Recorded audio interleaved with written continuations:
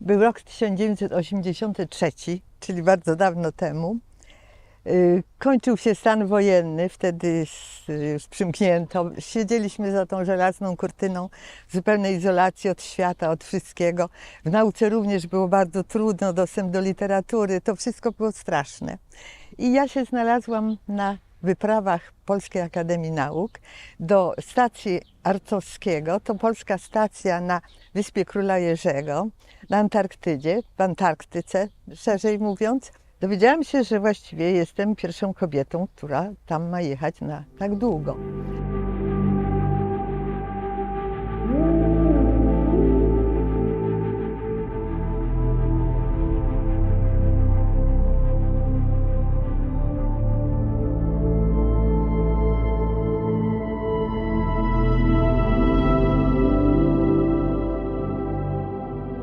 W latach 80. Anna Kołakowska była pracownikiem naukowym Wyższej Szkoły Rolniczej w Szczecinie. Jej mąż Edward był uczestnikiem wyprawy morskiej i letniej do Antarktyki, gdzie badał kryl. Ze swoich ekspedycji przywoził próbki, które badali i opracowywali wspólnie z Anną.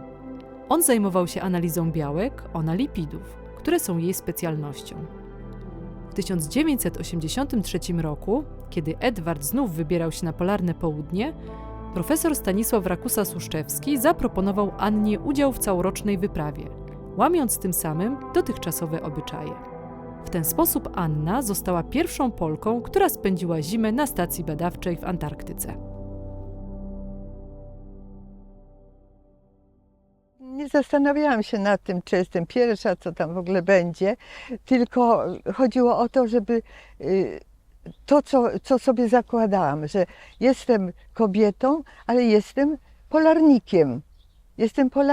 Jestem taka jak wszyscy i niczym się nie wyróżniam, nie mam żadnych ulg, nie chcę, żeby mi ktoś pomagał, nie chcę nikogo prosić o nic, bo po prostu jeśli się zdecydowałam, jadę, no to robię to, co trzeba. To był okres, kiedy łowiono bardzo intensywnie kryla antarktycznego w tym rejonie, również polska flota i to się wydawał taki ratunek na te trudności, no, jeśli chodzi o żywność w Polsce, przecież to były kartki.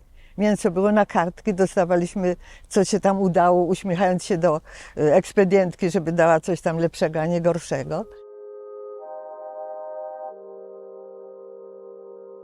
Co to jest kryl? Kryl to mały skorupiak 5-centymetrowej wielkości, główny składnik pożywienia wielorybów. Jego nazwa pochodzi od słowa krill, co oznacza dosłownie pokarm znajdowany w wielorybich żołądkach. Prawie całkowite wyniszczenie wielorybów na wodach Antarktyki spowodowało znaczny wzrost zasobów kryla.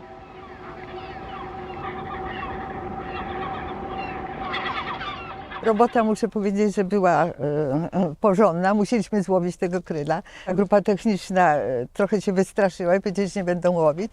Na szczęście mieliśmy takiego kierownika, bardzo młodego, takiego stępnika, Rysia, który wypływał taki tam kuter Dziunia.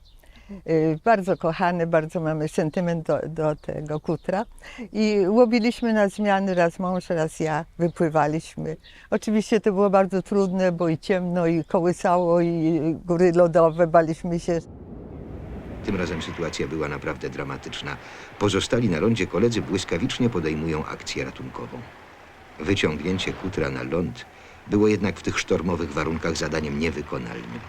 Miotany huraganowym wiatrem stateczek nie miał szans na bezpieczne dotarcie do brzegu. Na szczęście znalazł schronienie w innej, bardziej osłoniętej zatoczce. W razie awarii silnika los załogi byłby jednakże przesądzony. Muszę powiedzieć, że dodawał nam ten Rysiek otuchy, zawsze krzyczał: pamiętaj, Dziunia jest niezatapialna, Dziunia jest niezatapialna. Oczywiście się tam zatopiła później, ale to w każdym razie bardzo nam pięknie służyła, wszyscy ją kochaliśmy. Wracaliśmy i natychmiast robiliśmy badania na tym krylu żywym, czyli coś takiego, czego nikt inny nie robił.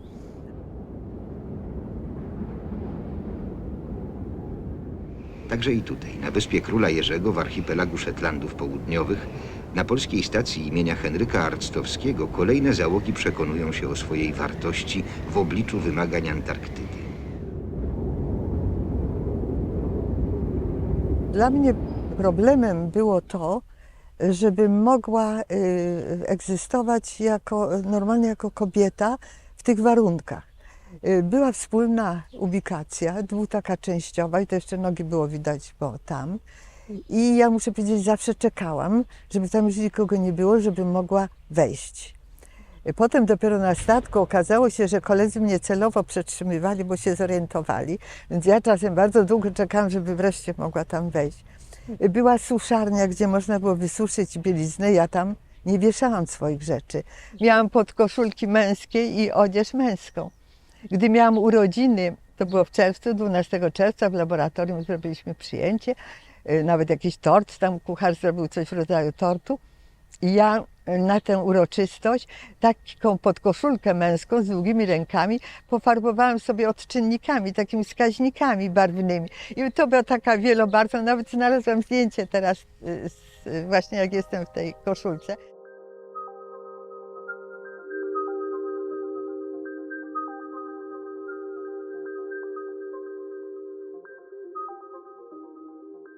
Koncentrowałam na sobie uwagę mężczyzn nie z jakichś, że tak powiem, tych wynikających biologicznych czynników, tylko psychologicznych. Oni strasznie chcieli rozmowy jakiejś. Potrafił sobie ktoś, wtedy kiedy ja miałam dyżur w kuchni, naciąć sobie rękę, żebym ja zawinęła mu tą rękę, żebym ja dotknęła jako kobieta.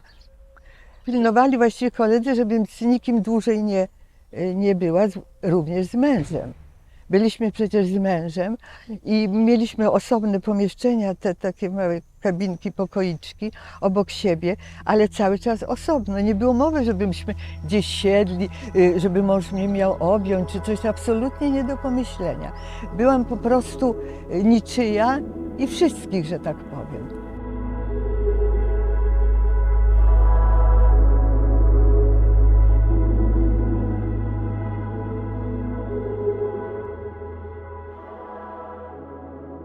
Sama sobie nie radziłam. Wychodziłam na zewnątrz i wrzeszczałam.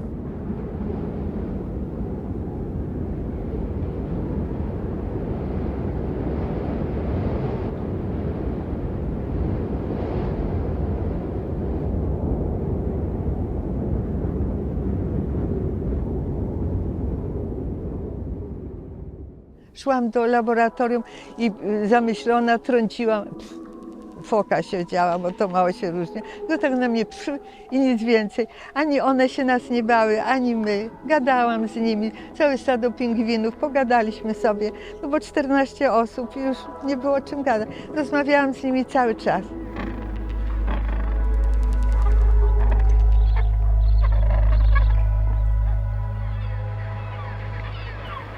Ta więź taka, myślę, że pozostaje. Potem był bardzo trudny powrót właśnie do tej rzeczywistości takiej zapaćkanej tymi różnymi rzeczami, tymi falbankami, tymi jakimiś takimi ludzkimi ustrojeniami tego świata, tymi betonowaniem tego świata. Było to bardzo trudne i smutne i sobie myślałam, jej, bym zaraz z powrotem, jeszcze raz.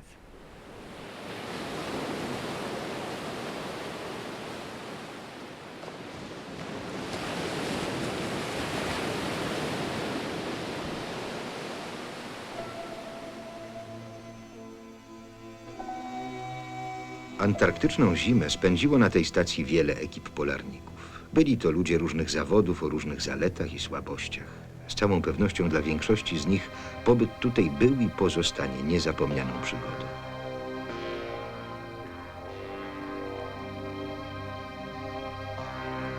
Na miejsce tych, którzy wracają do domów, przybywają inni z nowym zapałem, nowymi zamierzeniami. Co im z kolei zaoferuje Antarktyka?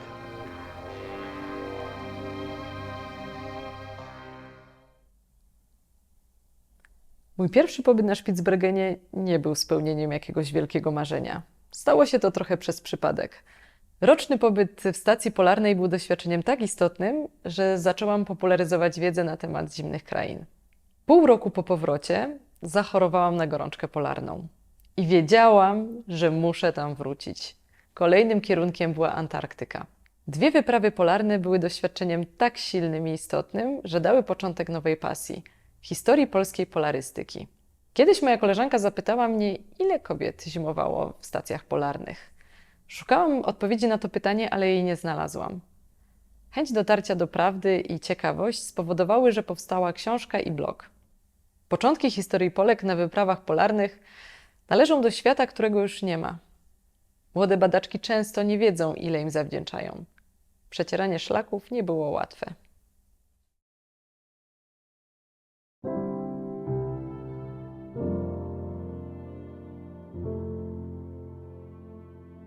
Pamiętam pierwsze zejście. Był piękny czerwcowy dzień, świeciło słońce, niebo było błękitne. W powietrzu wirowało od skrzydeł traczyków, które właśnie wtedy tam intensywnie podróżowały na niebie między swoimi gniazdami na zboczach gór, a morzem w poszukiwaniu pokarmu. Tundra była jeszcze przykryta śniegiem, który się topił.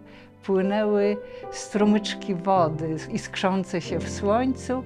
Pojawiały się pierwsze saksifragi fioletowe i wszystko było tak niesamowicie bajkowe. Tak swoje pierwsze chwile w Arktyce wspomina Wiesława Ewa Krawczyk, geochemik, uczestniczka 10 wypraw letnich na Spitsbergen, zorganizowanych przez Uniwersytet Śląski. Uznałyśmy wraz z Wiesławą, że najlepszym początkiem naszej polarnej podróży w czasie będzie wejście na Szyndzielnię, jej ulubioną górę w Bielsku Białej, którą widzi z okna.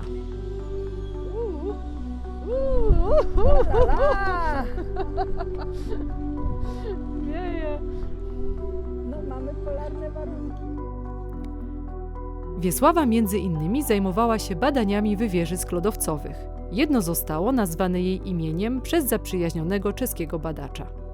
Opisała systemy drenażu zimowego i letniego lodowca. Być może po raz pierwszy.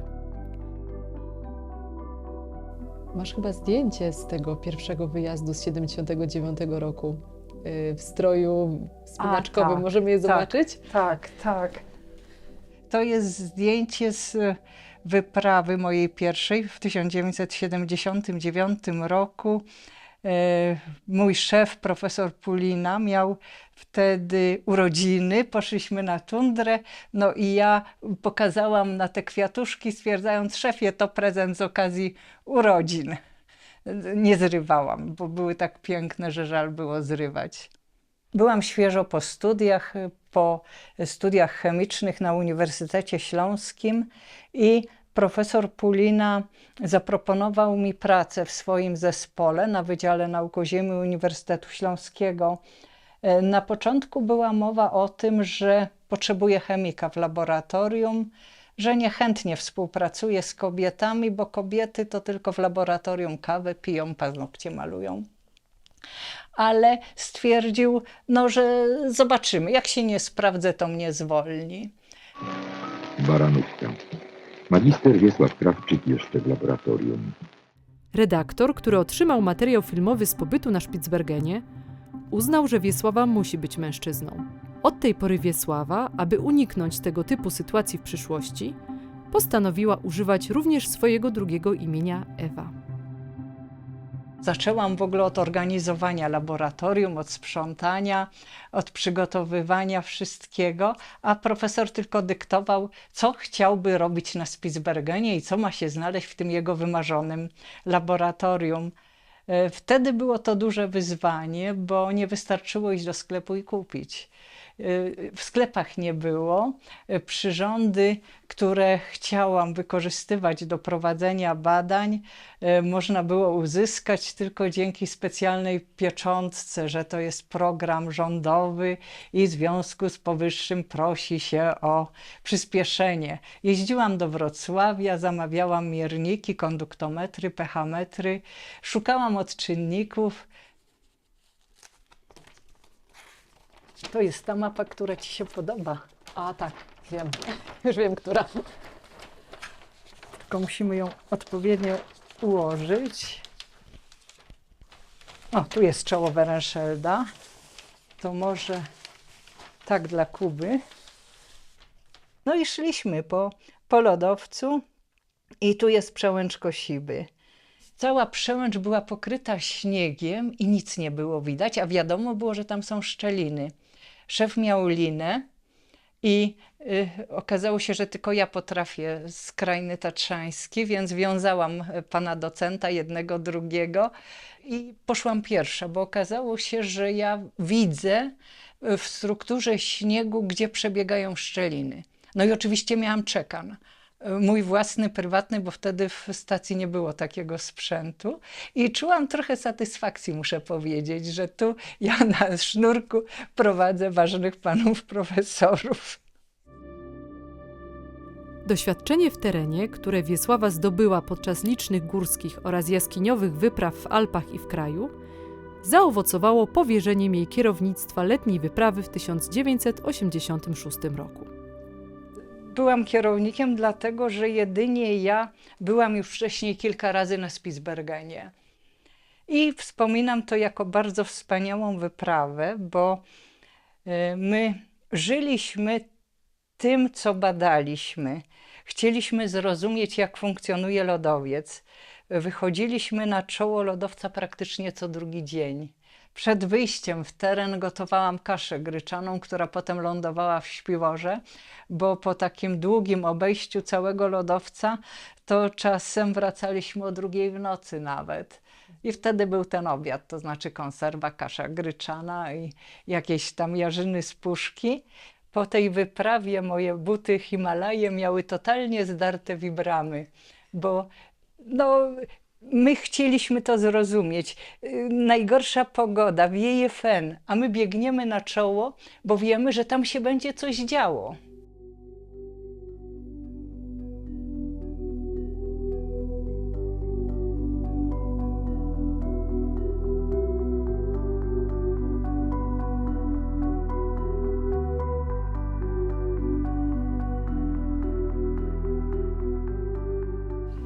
Kiedy rozpoczynałam moją działalność naukową na Spitsbergenie, na pewno nie było to najłatwiejsze. Dominowali wtedy mężczyźni, kobieta była raczej pracownikiem technicznym i trudno było być samodzielną.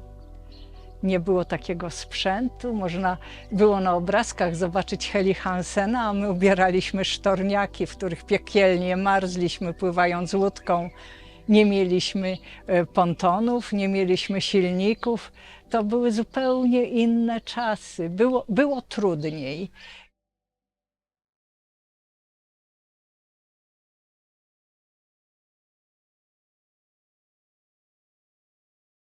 Rok później dziewczyna siedziała nad brzegiem tego samego fiordu.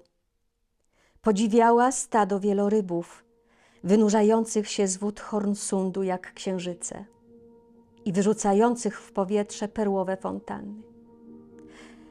Zachorowała przewlekle na Spitsbergen, co oznacza, że pokochała polarne ziemie. Joanna Pociask-Karteczka jest hydrologiem i autorką wierszy. Jeszcze w trakcie studiów fascynowały ją kraje afrykańskie.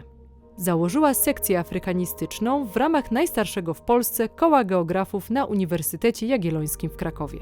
Zorganizowała nawet kurs języka Suahili. Do Arktyki trafiła przypadkiem. Pewna grupa była już zebrana, grupa geografów, ale brakowało hydrologa. No i pojawiła się okazja wyjazdu na Spitsbergen w zupełnie odmiennym kierunku. W latach 80. Joanna uczestniczyła w 2 letnich wyprawach na przylądek Palfjoden, gdzie bazą wypadową do badań terenowych był drewniany domek traperski. Na Spitsbergenie zajmowała się kartowaniem hydrograficznym. Dzięki zebranym materiałom napisała i obroniła doktorat. Potem odwiedziła Alaskę, Norwegię i Ziemię Ognistą. Spitsbergen jednak na zawsze pozostał w jej sercu.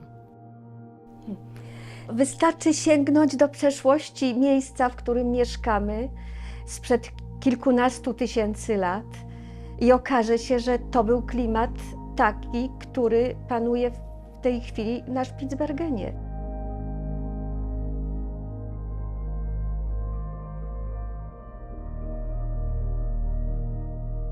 Zatem badania w strefie polarnej pozwalają nam zrekonstruować środowisko obszaru, na którym żyjemy i w Polsce, na obszarze Polski, tej części Europy. Jeszcze 20-25 tysięcy lat temu mieliśmy czoło czaszy lodowej do lądu skandynawskiego, który nacierał od północy. Znalazłam w literaturze takie piękne określenie lodowców w języku angielskim sentinel, czyli odniesienie takie bardzo personalistyczne do lodowców, jako takich może strażników albo takich obiektów, które rejestrują, w tym przypadku chodziło o rejestrację zmian klimatu, jakie zachodzą. To są takie czujniki tych zmian.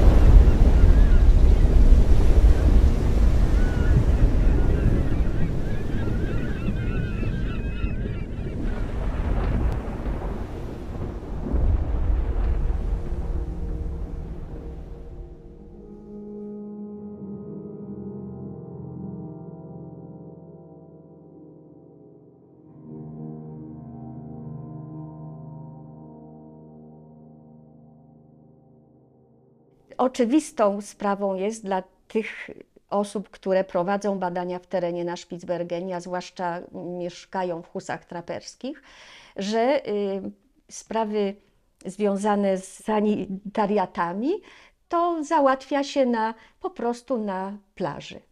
I ja wyszłam sobie na taki krótki spacer, popatrzyłam na południe, czyli w kierunku Norwegii i co widzę? Widzę w odległości naszej chaty, naszego maleńkiego husa, ogromnego niedźwiedzia.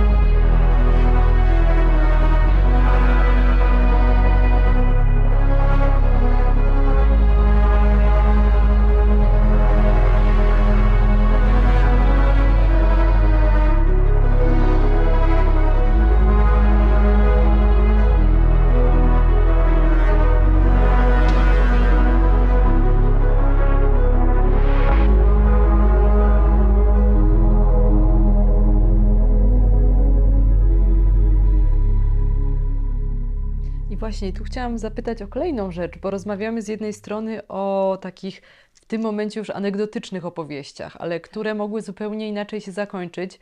I w regionach polarnych, gdzie z jednej strony mamy przygodę, mamy pracę naukową, cały czas jesteśmy na granicy tego bycia i niebycia.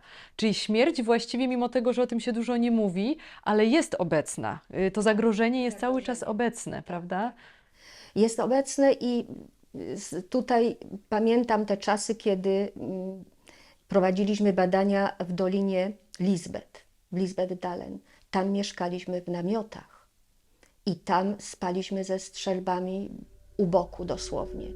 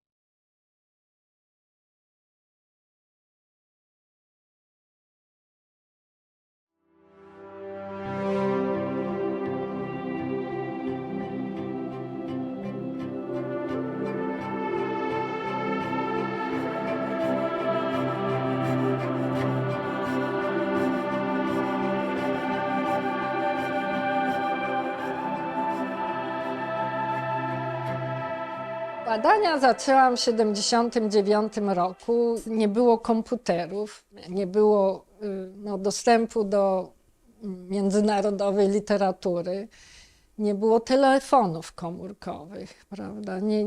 To jest bardzo ważne i trzeba to sobie cały czas uświadamiać. Ja pamiętam, jak wzięłam kartkę papieru i ołówkiem pisałam sobie punkty, co ja powinnam zbadać i jak. Anna Krzyszowska-Wajtkus, a dla przyjaciół po prostu Kszunia, studiowała ochronę środowiska na Wydziale Geologii Uniwersytetu Warszawskiego. W 1979 roku pojechała pierwszy raz na Spitsbergen. Miała zbadać wpływ działalności stacji na środowisko, a także uczestniczyła w badaniach pobliskiej zlewni. W kolejnych latach prowadziła badania środowiskowe w Nealesund na zaproszenie Norweskiego Instytutu Polarnego i Kings Bay Coal Company. Na Antarktydę, oprócz badań w stacji Arctowskiego, została zaproszona przez Greenpeace, aby zbadać zmiany środowiskowe wokół innych stacji polarnych. W ciągu 17 wypraw polarnych miała możliwość przeprowadzenia unikatowych badań degradacji zanieczyszczeń spowodowanych działalnością człowieka. Całe swoje życie zawodowe poświęciła ekologii i ochronie środowiska. Dużo przebywałam w tych górach i widziałam, jakie może być piękne, niezanieczyszczone środowisko. Zawsze mnie ciągnęło nigdy do miasta, tylko zawsze do przyrody, żeby być w tej przyrodzie. No to na tyle, że jestem w stanie, objąć drzewo i go ucałować. To takie jest może sentymentalne i romantyczne, ale jak widzę, jak rośnie takie duże i tyle lat to trwało, że to wyrosło i ciągle jest, to jest myślę, że najpiękniejsza rzecz na świecie. Na przykład.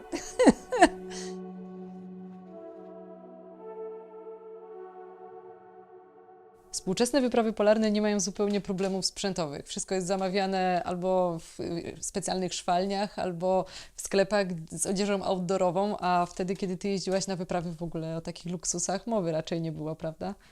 No raczej tak, więc były te rzeczy raczej mało przydatne i trzeba było kombinować. To jest przykład spodni wełnianych, to są spodnie góralskie, które ja miałam i nosiłam.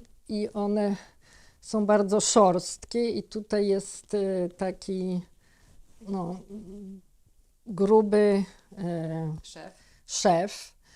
I one były bardzo przydatne, zakładając, że po pierwsze nie zmokły, a po drugie miało się barchanowe, takie grube kalesony i wtedy one nie ocierały. Jakkolwiek raz, jak byłam na wyprawie w te góry Piłsudskiego, to zapomniałam je włożyć. Znaczy nie zapomniałam, ale były mokre jakkolwiek, więc ich nie włożyłam. Je obtarły do krwi okropnie.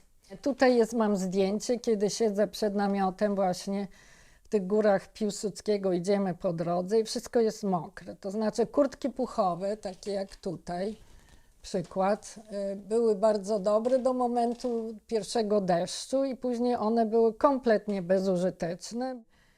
Inne zdjęcie, tutaj idę właśnie na górę Kopernika i tu jestem w anoraku, który mi kolega uszył na wyprawy jaskiniowe, w stoptuta, które też mi uszył na te wyprawy. Tutaj mam też zdjęcie, kiedy jestem w okularach na lodowiec. Są to okulary spawalnicze. Niestety nie używałam rękawiczek i jak tutaj widać, pobierałam próby wody i ręce kompletnie gołe.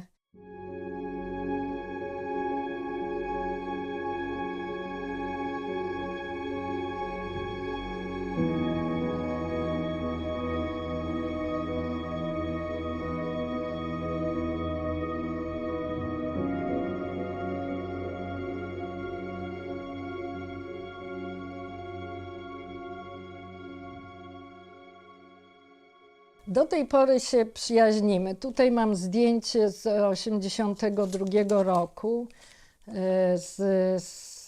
przed stacją, a to mam zdjęcie już z zeszłego roku, czyli 2021 w Łubach u Marcina. i tu stoimy razem w kapeluszach i wyglądamy pięknie. Mimo upływu lat. Mimo upływu lat i Wojtek, i Lapsik, i Kwasik, i Traper, i Marcin. Wszyscy mają ksywy oprócz Marcina. No a tutaj jesteśmy u Lapsika w domu i uczą mnie strzelać z łuku. Także to są te przyjaźnie, które od lat 80. trwają do dzisiaj właściwie.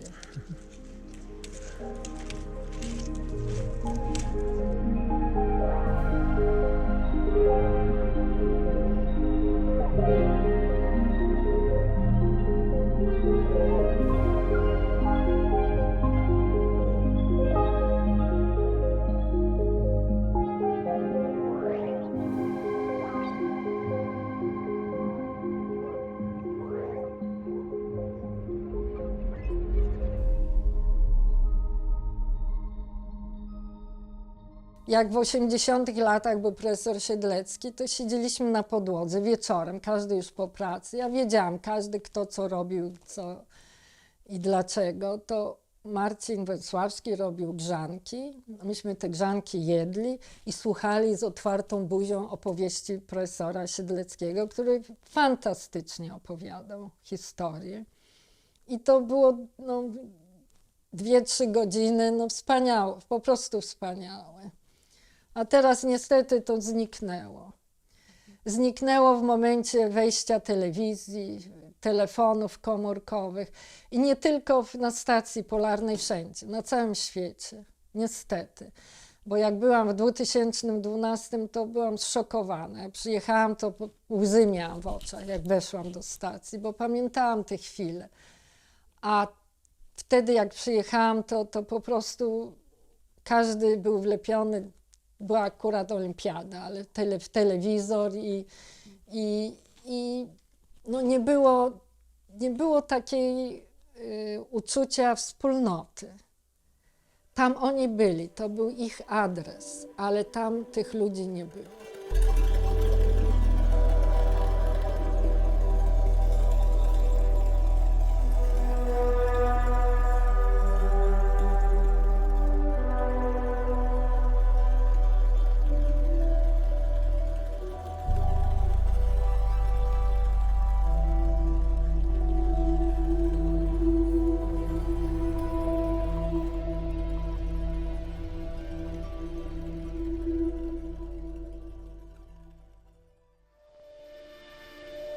Wracamy na stację imienia Henryka Arctowskiego. Parę godzin na lądzie. Chwila odpoczynku potrzebna jest wszystkim. Wraz z letnią grupą pracującą na stacji Arctowskiego powrócimy do kraju. Na zimę pozostanie tu niewielka część zespołu. Żegnamy się z kolegami, życząc im szczęścia. Czeka ich tu ciężka zima. Ale i tu, na tym międzynarodowym obszarze, są i powinni być również Polacy.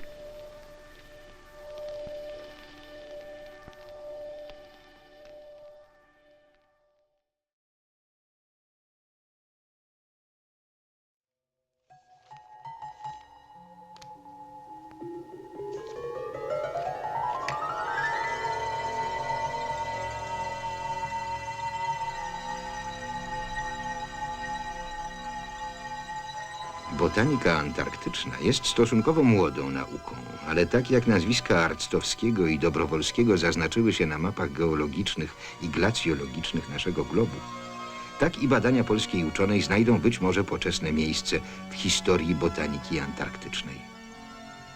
Teraz, w zaciszu i cieple pracowni, sumowanie wyników badań botanicznych wydaje się pracą lekką i przyjemną. Przedtem jednak trzeba było przemierzyć sporo kilometrów trudnego terenu, zebrać materiał i poświęcić mnóstwo czasu jego żmudnej obróbce.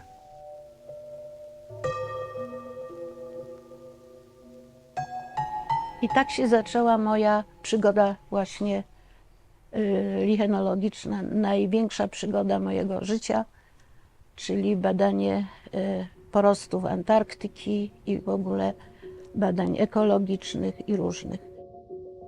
Maria Agata Olech to pierwsza w Polsce lichenolog polarna. zawodowo związana z Uniwersytetem Jagiellońskim. Uczestniczka wypraw naukowych na Spitsbergen, Grenlandię i do Antarktyki. Na początku lat 90. była pierwszą kobietą na stanowisku kierownika wyprawy całorocznej do stacji Arctowskiego. Jest członkinią prestiżowego Explorers Club.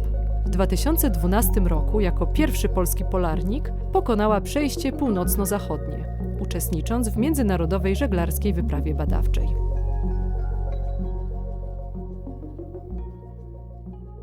Na moje kierownictwo wyprawy zimującej do stacji Arctowskiego nie zgadzał się przede wszystkim prezes Polskiej Akademii Nauk, w ogóle kierownictwo Akademii, no bo to był właściwie dla nich szok. Przed tym żadna kobieta nie kierowała już. Gdy jechała jako uczestnik wyprawy, to był duży postęp. Profesor Suszczewski podjął jak gdyby walkę, działanie, bo właśnie on przełamał te opory, że w tej chwili kobiety kierują wyprawami polarnymi i to jest już właściwie całkiem normalne, ale wtedy to była sprawa kuriozalna, bo na przykład gdy już byliśmy na stacji i z sąsiednich stacji do nas wołali przez radio, prosimy z kierownikiem, i gdy ja się tam zgłaszałam, to protestowali, nie z żoną kierownika, tylko z kierownikiem prosimy.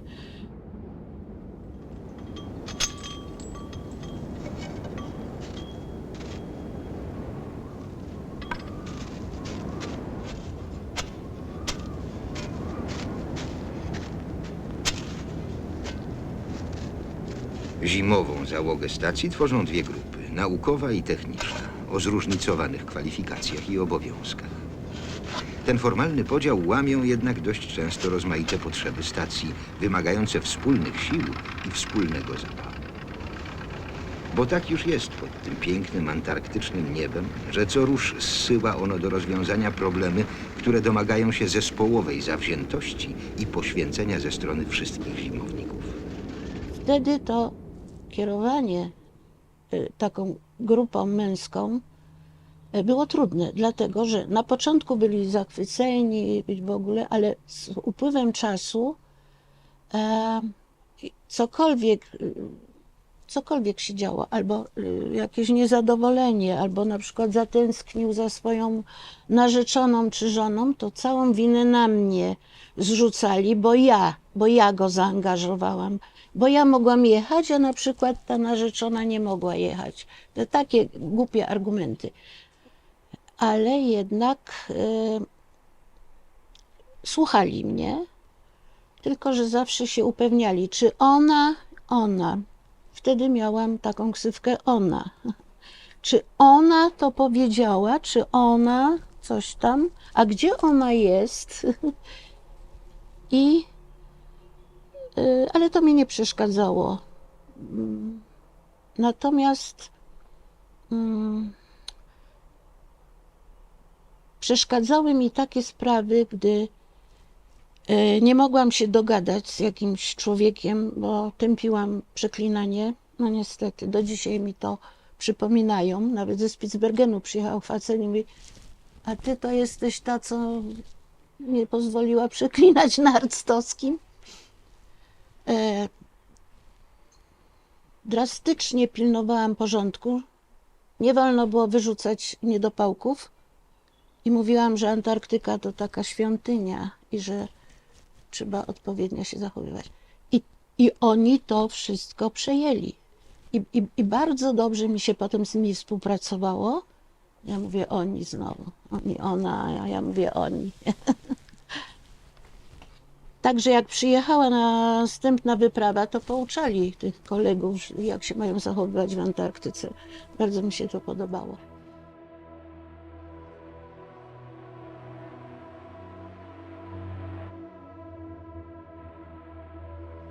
Chyba po 2 miesiącach naszego pobytu władze Polskiej Akademii Nauk zadecydowały o zamknięciu stacji. że mam stację porzucić, ludzi do kraju.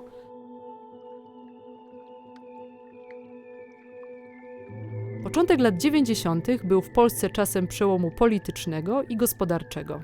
Agata trafiła na bardzo trudny okres. Ówczesne władze naszego kraju nie doceniały międzynarodowej pozycji stacji Arctowskiego i pozycji polskich badaczy polarnych w świecie.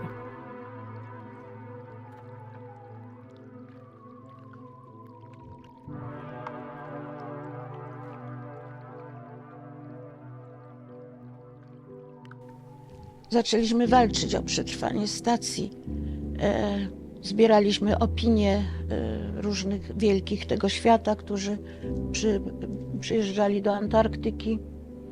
Także w Stanach Zjednoczonych powstało Stowarzyszenie Ratowania Stacji Antarktycznej, a były duże naciski na władze w kraju. A ja zagroziłam, że zostanę sama na zimę, co było bardzo nieładne z mojej strony. To był lekki szantażyk, no ale trzeba było działać jednak. Nie mielibyśmy stacji. A były to ciężkie czasy, bo wiadomo, w kraju się działy bardzo ważne sprawy. I kto by tu pomyślał o stacji, że będzie istnieć czy nie.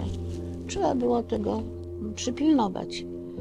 Wtedy też taki latał jakiś Rosjanin w kosmosie, po którego nie miał kto polecieć. Pamiętacie Państwo tę sprawę? To myśmy się też tak trochę czuli.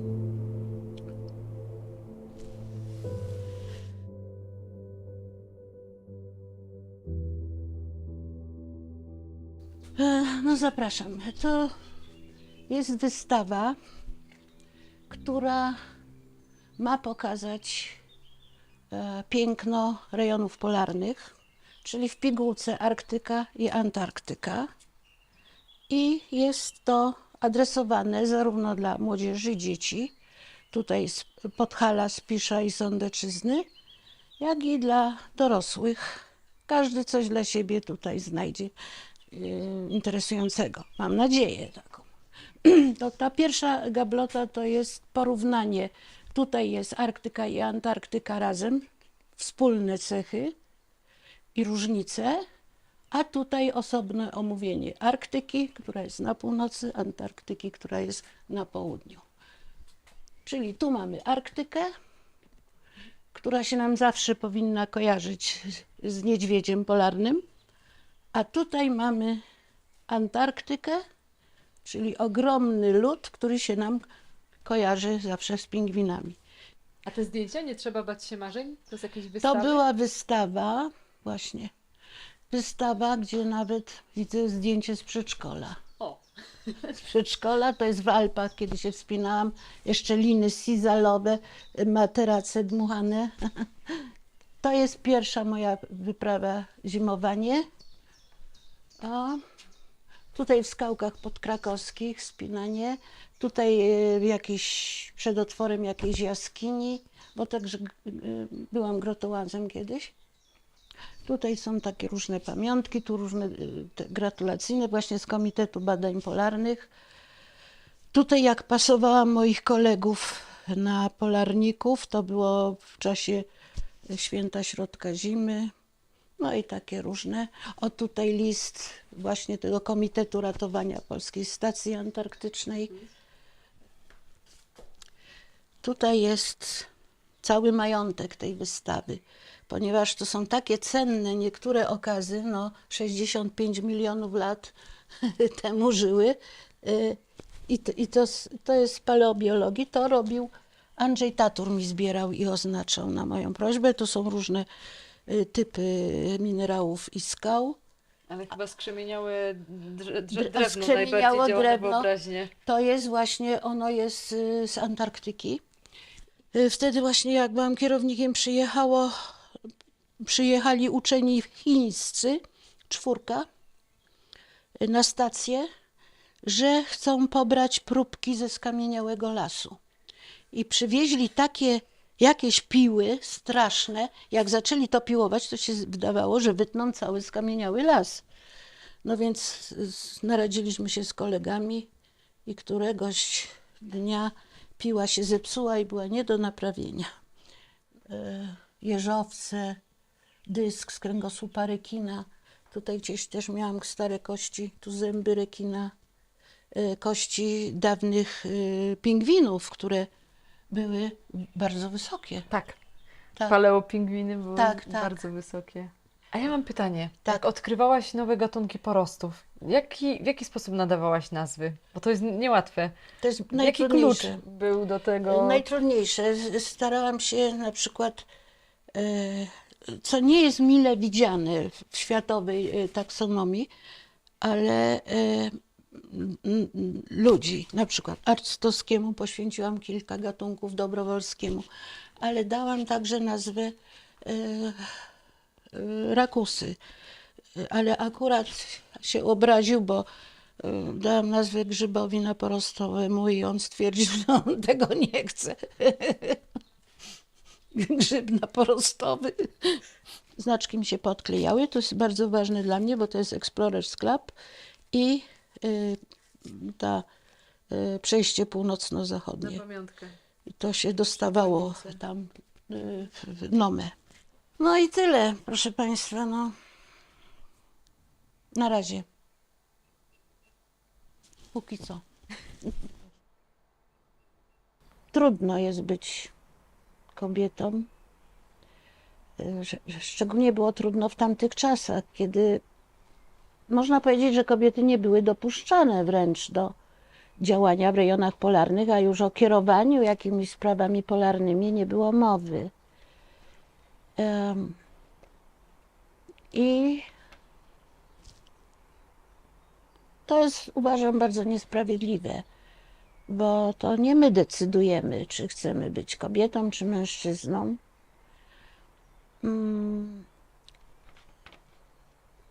Po moich różnych właśnie zmaganiach się z tym problemem zostałam uhonorowana taką godnością, tytułem Krakowianki Roku 2006, właśnie takim bardzo, bardzo oddającym sprawę cytatem. Za skruszenie lodów, które dzieliły kobiety od wypraw polarnych.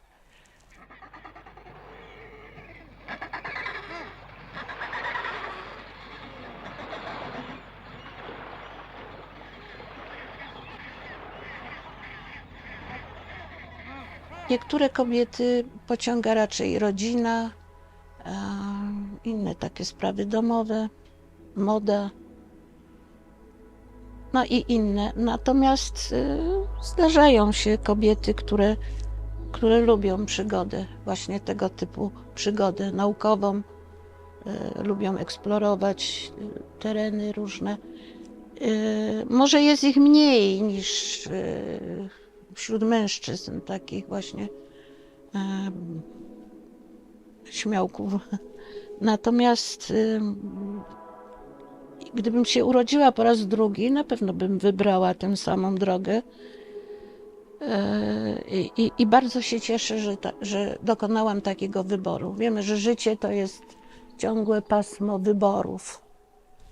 No i dokonałam dobrego wyboru, uważam.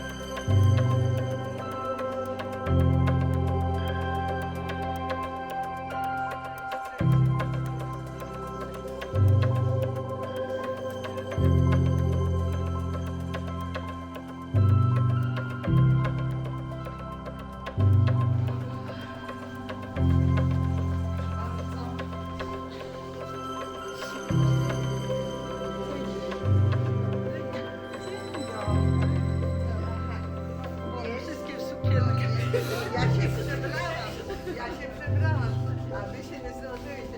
To jest pewnie dobry typ, co ty jesteś. Jestem Kołakowska, ty jesteś Krawczyk, ty jesteś Krawczyk. Właśnie.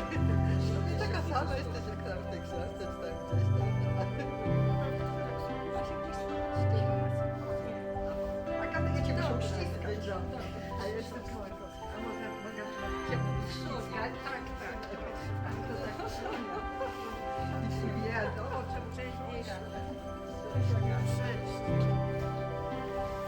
Ale się cieszę. Proszę, same znajome, jak rodzina.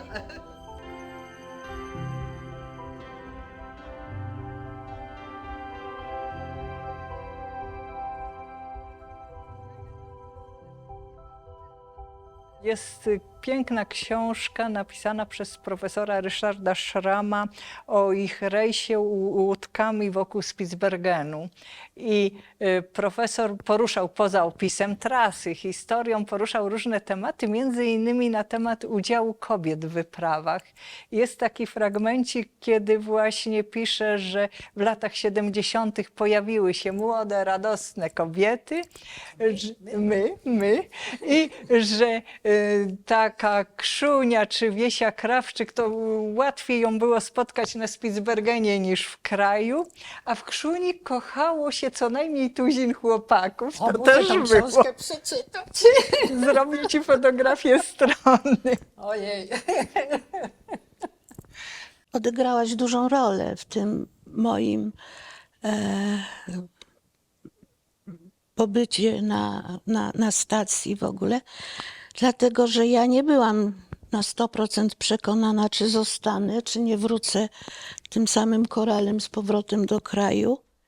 Koledzy z twojej wyprawy mnie trochę straszyli, że jestem nieśmiała, że jestem, jak to mówili, zbyt delikatna. Nie znali, co ja potrafię. I żebym wróciła do kraju, bo tutaj będzie mi bardzo ciężko.